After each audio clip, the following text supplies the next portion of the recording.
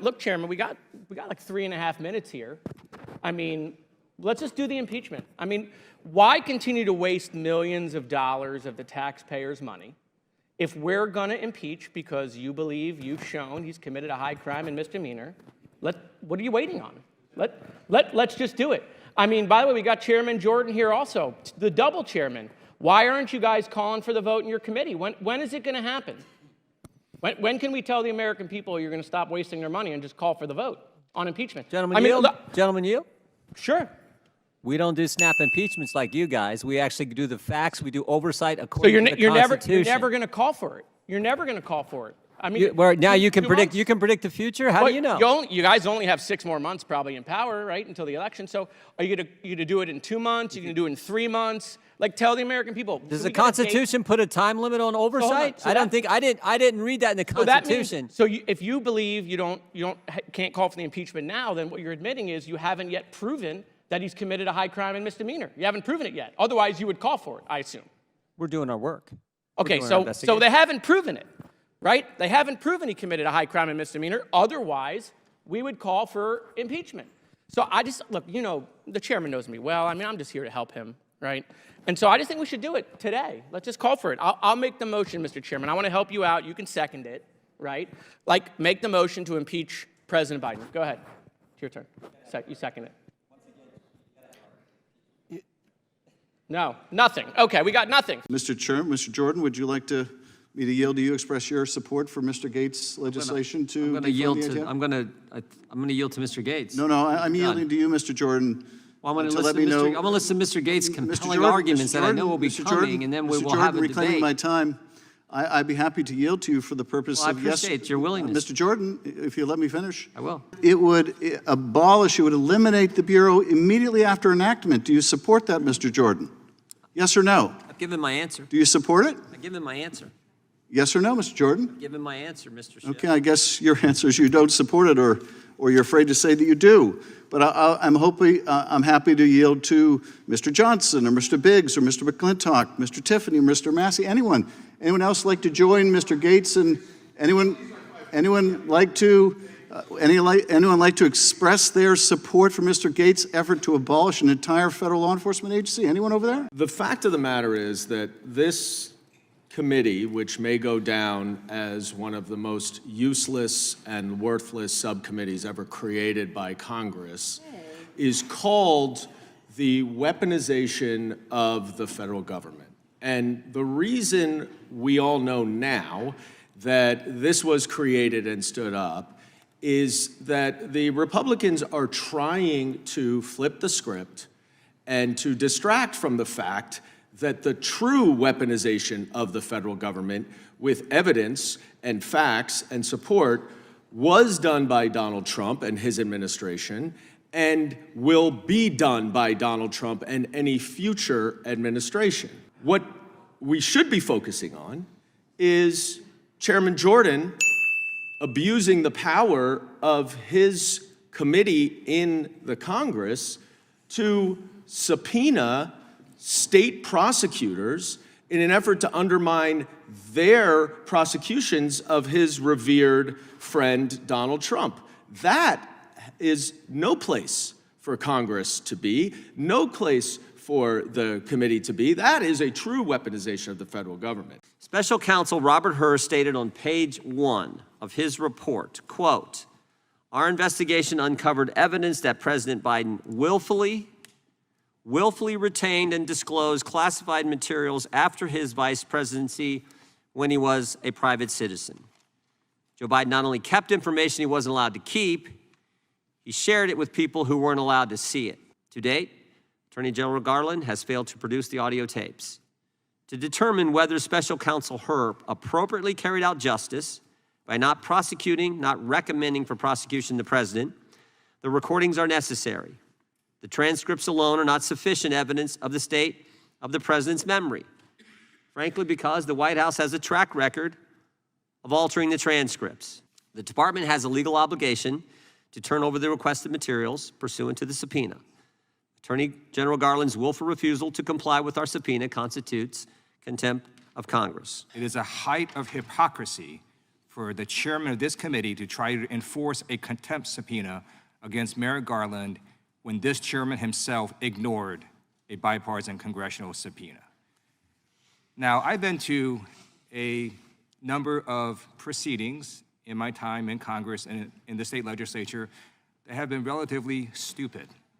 But this proceeding goes beyond stupidity. It is a waste of taxpayer resources. Why is that? Because we have the transcript. We have the transcript of the interview between Special Counsel Robert Hur and President Biden. There's no evidence whatsoever that this transcript was made up, that it's fake, that it's been doctored. This transcript was produced by Robert Hur's office. Robert Hur was appointed by Donald Trump. He is a Republican appointee. The notion that somehow this transcript is fake is a wild, insane conspiracy theory. You don't have any transcriptions of their interviews? We have the first one, and we have the dozens who come and talk to our office. They talk to your office privately? They talk to Republican staff, right. And they're not transcribed, no notes, no nothing? The first one happened Tuesday. No, I'm not talking about the first one. The first one happened Tuesday, the dozens. next one happens tomorrow, the third one happens next Wednesday, and we'll continue to do that. You just said dozens. An FBI whistleblower, another FBI whistleblower, another FBI whistleblower, another FBI whistleblower, an FBI whistleblower, another FBI whistleblower, another FBI whistleblower, dozens and dozens of whistleblowers. We're doing it the way we're supposed to do it, Mr. Goldman. No, you're supposed to turn it over to the minority.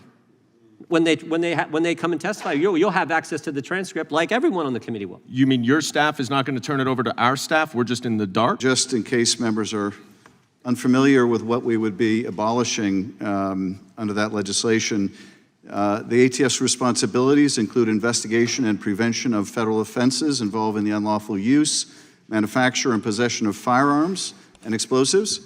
I was led to believe for many years that the Republican mantra was, we don't need any new gun laws, we should enforce the ones that we have.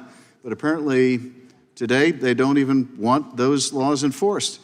More than that, the ATF also combats illegal trafficking of alcohol and tobacco. I guess my GOP friends don't think we should be doing that either. The ATF also operates a fire research laboratory where they examine ways of detecting criminal arson. I guess we want to abolish their ability to do that. ATF strives to increase state and local awareness of available federal prosecution under the statutes and works to curb the illegal use of firearms, enforce firearm laws. ATF issues firearms licenses. I guess we don't want to issue any firearms licenses anymore either. That's what that bill would do, Mr. Gates' bill.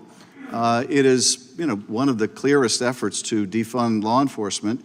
And given that this underlying bill is about expressing our opposition to efforts to defund law enforcement, I presume I'll have the support of my colleagues to express opposition to that effort. And I'm happy to yield to my Republican colleagues if they want to express support for Mr. Gates' efforts to defund the ATF. Would any of my Republican colleagues like to express their support for Mr. Gates' efforts to defund the ATF? I think we're going to get to that. I think we're going to get to that, Mr. Chair, Mr. Jordan, would you like me to yield to you, express your support for Mr. Gates' legislation to defund the ATF? I'm going to yield to Mr. Gates. No, I'm yielding to you, Mr. Jordan. I'm happy to yield to you for the purpose of saying yes or no whether you support Mr. Gates' efforts to defund the ATF. Do you, Mr. Jordan? I support Mr. Gates' effort to send a message to the ATF, which is what he said So just a you few do minutes support, ago in the you debate. support the legislation to defund the ATF? I didn't say that. I said I support his efforts to send a message to the bill, ATF. The bill that Mr. Gates has introduced changed the rule after 10 years of telling American citizens that it would abolish, it would eliminate the Bureau immediately after enactment. Do you support that, Mr. Jordan? Yes or no? I've given my answer. So I just have a question. We've been at this for 15 months now in oversight. I know this is your first time here. But do you think Chairman Comer has proven that Joe Biden has committed a high crime and misdemeanor? I believe with all the evidence he's gathered, yes, he's proven that Joe Biden has committed high crimes and misdemeanors. Okay, and so I assume you believe Joe Biden should be impeached. Well, that's up to you guys. But do you believe he should be impeached?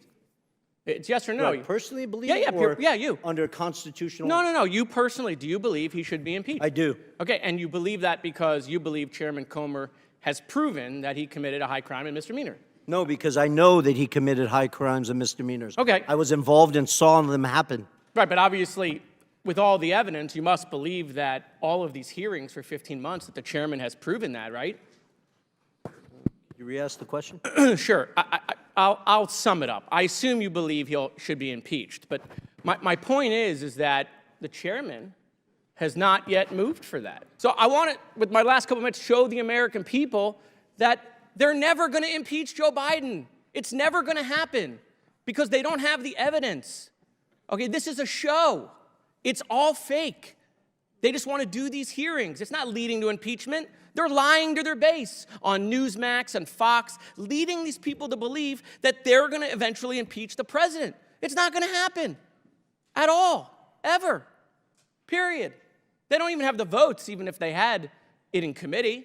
They don't have the votes on the floor. They know that. They got members resigning rather than taking a vote on the fake, faux impeachment. Just ask Ken Buck, who said the speaker ain't going to get me to take an unconstitutional impeachment vote. I mean, boy. I mean, so look. I mean, if these hearings were a success, right? If what we've been doing for the last 15 months had convinced the American people that Joe Biden committed a high crime and misdemeanor, you can be damn sure they would have called the vote by now, right? But they want it to go on. They either want it to go on because they don't have the evidence. Are you asking me a question? No, I'm just looking at you. Oh, okay. But if you want to talk to me, we can talk. Well, no, I think you haven't read recent data that shows American people are well aware of the Biden's corruption. Perfect. So then ask the chairman why he hasn't called for impeachment, Tony. He's right here. Ask Comer. Hey, Comer, how come you haven't called for impeachment? I'll do it. Watch. Hi, I'm Tony. Hey, chairman, how come you haven't called for impeachment? When are we going to have the hearing? When is the vote going to happen?